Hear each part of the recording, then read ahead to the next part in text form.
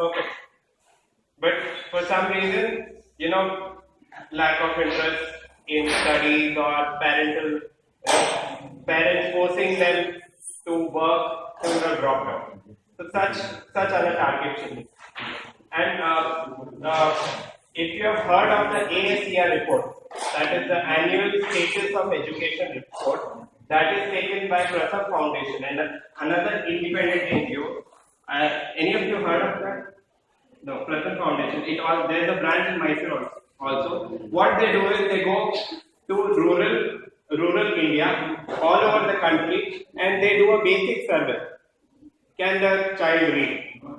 Can the child do maths?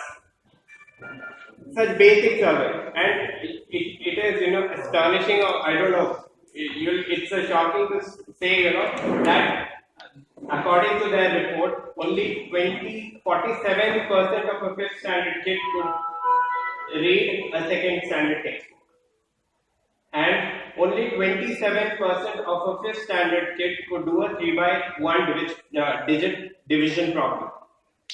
And if you would have seen in urbans, right, small kids talk in English, right? So there's a huge gap with respect to education, especially with respect to the rural and the urban. And the Pratham Foundation, I said they do the survey only in rural side, not in the urban side. So it's like huge. But yeah, moving ahead. What do we do? Okay. Yes, there is a problem. There is electricity problem. You cannot bring in computers. There is problem. There is a teacher's problem because they are again the output of the same system. Right? What do we do? So Divyadeepa is one of the solutions for that. There is a lot of work happening. Otherwise, Pratham Foundation is doing a good job. There is Teach for India that works in Pune, Maharashtra, and all. There is MAD, if you have heard, it's very famous in Mysore. MED, Make a Difference. They work in urban, but very few work in rural because we have to deal with a lot of these problems. One is the distance, one is the electricity, one is teachers, lack of trained teachers or professionals. Yeah. So. And coming on to our role, volunteers. We have always got great volunteers from MNC. I should say that. I think recently during your fest, right? MNC fest. I don't know if you got. We got 30,000 alone in 3 days, which is actually a very big donation to Divyadeepa. So that's all possible by volunteering. And okay, fine then. And I would like to brief you about certain volunteer activities that we do, which includes Paper Empower.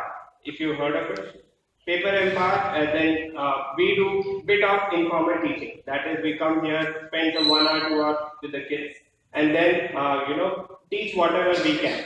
Informally, ask them do some activity like we did today, or it's a kind of an essay writing competition or a letter writing competition, or certain games, sports, and if possible, some subjects as well.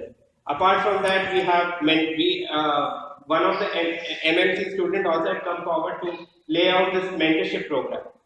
Wherein there is one-to-one mentoring happening between the kid and the volunteer. So one of the volunteer by name Swati, she's in final year currently. She came up with an idea and we implemented. We made a small model with 6 children, and we want to expand that at the floor.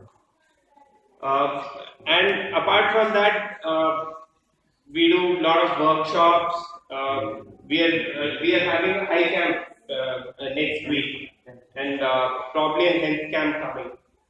So these are the various ways in which we involve ourselves. Anything else?